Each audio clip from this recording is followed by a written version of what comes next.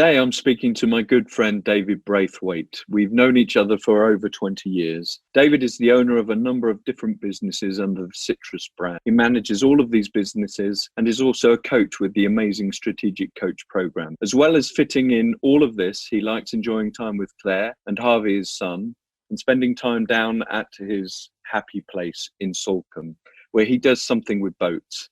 I know he is a skipper or something, as he never lets me at the steering wheel when we go out on the water. So, David, thank you very much for joining me today. I'd like you to tell me a little bit about your story and the listeners, and how goals have formed a part of the process to help you achieve the incredible organizations that you have created.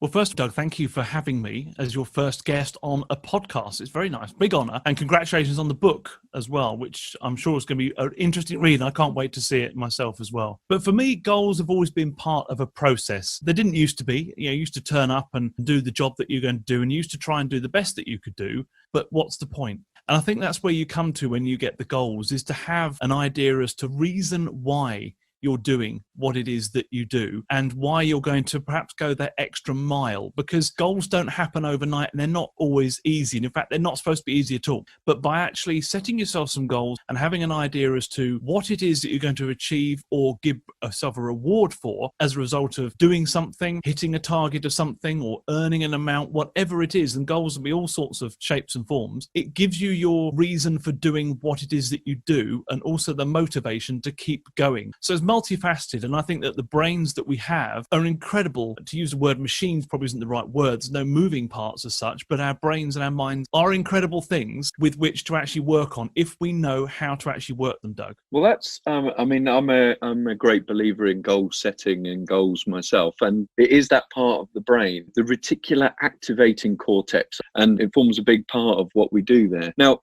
do you, or did you write your goals down when you were, yes. Why is that important? Well, I think there's something actually, it creates seriousness. And I think it's from your own personal point of view, it's committing something to writing, because then you let yourself down if you haven't achieved them for a start, because you've actually written it down. The very fact you've actually written a goal down means that you've thought about it, you've had to imagine it, and then you've had to think of the words that describe it. So from that point of view, it ticks all the boxes for your reticular activator from that point of view, of actually writing it down, but also writing it down with an idea of timescale.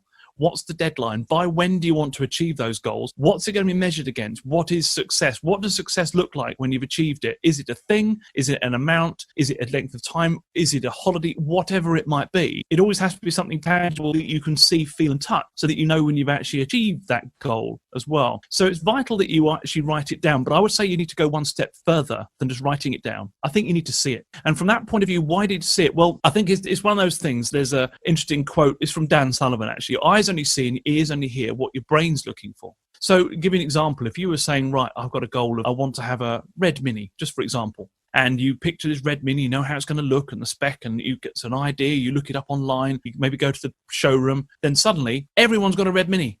You just see them drive around everywhere, don't you? Because your brain is looking for things. Much the same way as you could probably drive down the road and probably think that Bonnie, your wife, has just driven past you, because you'll spot a car that's the same colour and type as her, and you'll look at it. And you don't know how, but it's like a sixth sense. Your brain will direct you to see what it is that you need to see to drive you towards that goal, so that you recognise when you're getting near. And I think it's vital that you write it down, but also see it and believe it, and somehow have something that you can touch it as much as you can and see it regularly as well. It's absolutely vital. Use something called a vision board, and you can have these vision boards. They're various shapes and sizes and guises. You can even buy a vision board kit if you really are that lazy and can't do it yourself. But essentially like a cork board or a pin board on the wall, and you put all the things on that you really want to achieve. And you see this regularly. It could be on your fridge, for example. It could be on the wall. Mine was on an app. There's an actual Dream Vision Board app that you can have. And each morning I used to look at it and see it and almost sort of play with the pictures that were on it, and visualize myself doing that, seeing this and having it already, as though it's in the present tense, as though I have got it. Not that I will get it. You have to imagine you already have it. How would it feel like if you're on that holiday on that beach? How would it feel like to have? And you need to make them probably scary as well. That's the key. Doug, I remember you having your screensaver on your iPad was a Harley Davidson. And I've used this in a presentation of mine where I've cited you having that on your iPad, because every time you unlock your iPad, you see your vision, you see your goal. People can do it with screensavers, or when your computer goes into lock, when you have to put your PIN number in to unlock it, or a passcode, have what it is that you want to actually achieve on there, because it just permeates into your brain and it becomes part of you and it becomes regular, and you'll start seeing things. And I know that you certainly achieve one of your goals from doing that, but goals are absolutely vital. See them, feel them, touch them, make them as real as you can, Doug. That's what I would say. No, that was an amazing description there. Thank you very much for that, David. Yeah, I mean, having the Harley Davidson on the screensaver was as much for it to be a trigger for Bonnie to know that it was coming, more than necessarily letting me know what I was getting. So you mentioned there about big goals and this phrase, big, hairy, audacious goals, bags, I think they're called. So have you got one or two of those that have actually come true for you in the past, or are you working on one at the moment? If you did have one and it came true, how long did it take to come to fruition, and what steps did you go through to achieve it? Probably the easiest way of describing that is to talk again through the vision board that I had for myself when I wrote some ideas down. And what I did, I put various pictures and things on there, and 2 of them on the vision board have already happened. And it was the option to private school Harvey was one of them. For example, my son, I wanted the option. Whether we wanted to do it or not is entirely down to us at the time, but I wanted to have the option of doing that. And on the vision board is a picture of a school locally to us, and that now is the school he goes to. Now, I just picked that school at random. I just Googled a local private school, put the picture onto a vision board, and that was that. And what happens now is every time I drive, I see the picture that's the same view on my vision board. So that came true. Also on there was a weight goal and a health goal. So I was thinking about this before we were talking. And I think it come down to several things. I've got health, holidays, happiness, and what's helpful. So what are those goals? What's your health goal? What's your holiday goal? What's making you happy? And what's going to be helpful to you? So one of those actually did come true, which was that. But also, and I'll tell you about how the weight goal actually came around later on, but I had a weight goal written down as to how much I wanted to weigh and what I wanted to do in terms of fitness. That has come true. And I'm also going to reveal to you today an exclusive. So nobody else knows this until this podcast now. But I also had a certain car as a photograph on my vision board that I've looked at and I've wanted for years and years and years. I collect that car next Thursday. Awesome. So during July, I will be picking up what will be my dream car, which is something that is astonishing. Now, is that by accident? Would it have happened anyway?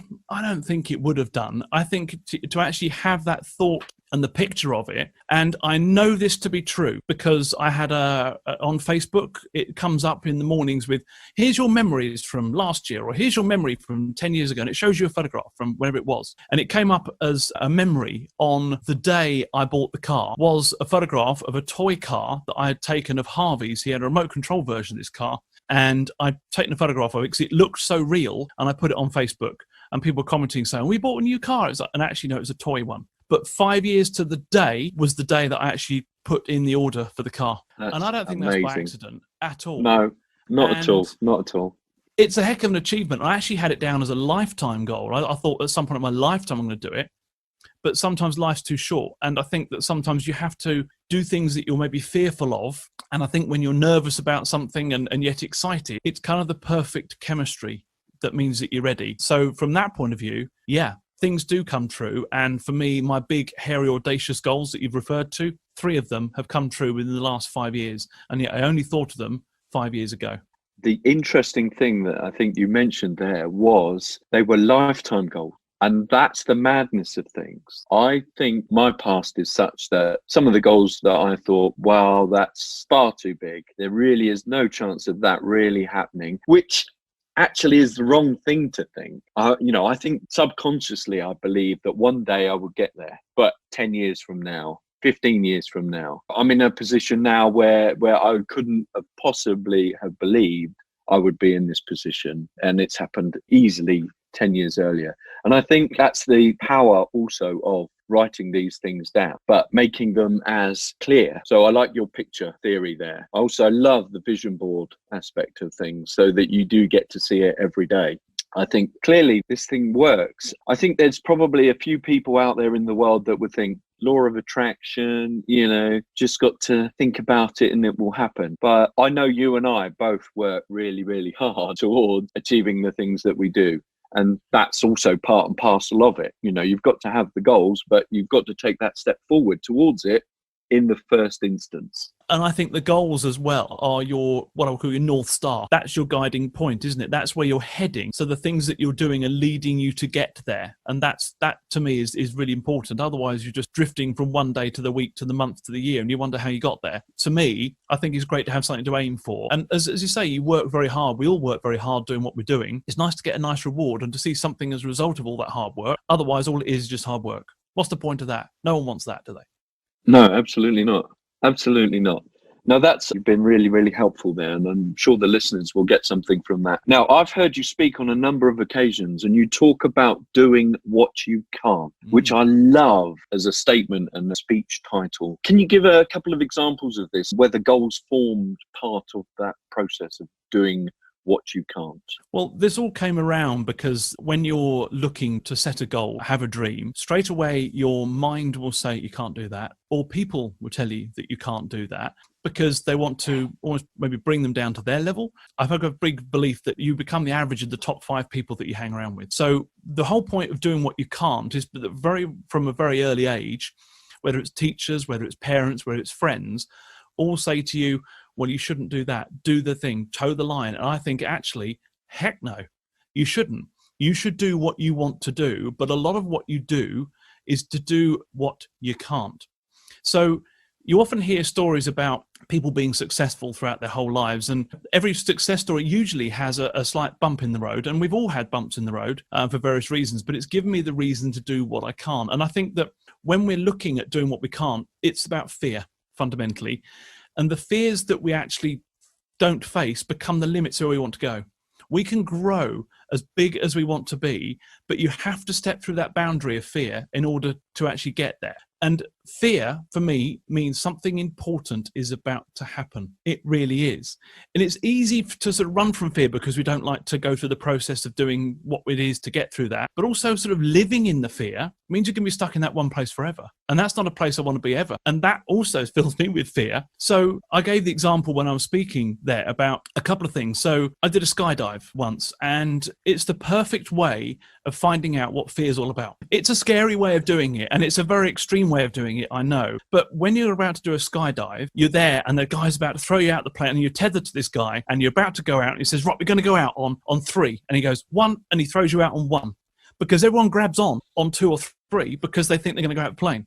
And you fly.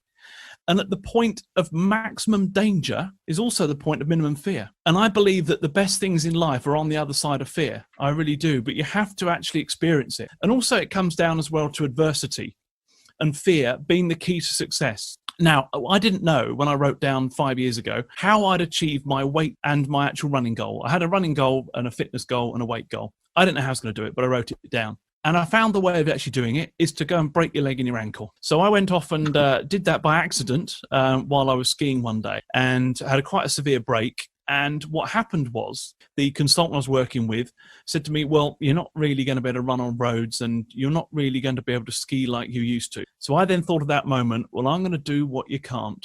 I'm not going to have that. How can I get back to where I was? And the key was having the physio that I went through to get there showed me how to sort of walk and then run. And I was going off on treadmills to then learn how to run again. And my other half and Harvey one day did a park run, which is a 5-kilometer run around a park around our way. It's all organised, very great. And they were doing this at 9 o'clock on a Saturday. And I got to the point where I wasn't allowed to run on real ground. I could only do it on a treadmill. But I would start my run of 5K at 9 o'clock in the morning on a Saturday. They would be starting theirs, but just in the park across the road. So we'd all do park run together. And then I got bored of just seeing the treadmill because you don't go anywhere, do you? So I started going out running. Anyway, so in June 2020, I achieved another goal, which was to run 100 miles during the month of June.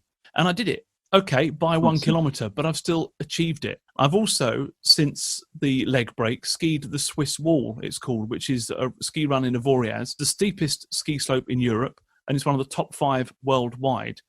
And as a result of all that, from breaking my leg and doing the exercise, which I wouldn't have done if it wasn't breaking my leg, I've also now reached my target weight. So it's a rather extreme way of doing it, but it is just to show that sometimes when you think the worst happens in your life, take a look at it and go, actually, how can I use this as leverage to get better in some way or another? And how can I actually use that? So that also ticked off 2 more goals on my vision board that I had in 2015, albeit through a bit of a painful experience. But you know what? I'm grateful for it. And on the other side of fear is all the best stuff. It's where all the good stuff is. You have to cross that line through fear, which is why I did the talk called Do What You Can't. We need to do a lot more of what we're told or what we think that we can't do. And don't be afraid of writing down goals or thinking big, hairy, audacious goals or actually having a dream. Don't ever be frightened of having a dream, because dreams is where all the good stuff comes from. It's our why that we do things. It's what we're all about. And we need to dream bigger and have that fear and go out there and do what you can't. David, what can I say? That was absolutely amazing. And I'm sure there'll be a lot of people listening to this podcast that will be inspired to do what they can't. Now, I think we're at the stage here where we can conclude our podcast for today. David, fantastic guys, a good mate of mine. We've known each other for 20 years. You know, he's just phenomenal. I love him to bits. But David, where can you be contacted if anybody, why wouldn't they want to get in touch with you? They can just What's Google the best me way and to my get name in will touch? pop up anywhere they want, but it's on Twitter. It is at citrusdavid, or if they go to davidbraithwaite.com, they can catch up with me there. And I'd love to connect with anybody. But honestly, and I'm grateful for you as well, Doug, for inviting me on this, because you've been a part of the journey. We've been both part of each other's journey. And it's so great to almost see this circle squared, for want of a better word, and to see that the results that you've had, and we've both shared these together. And I think I'm very grateful for that. So friends are just important as goals. So thank you.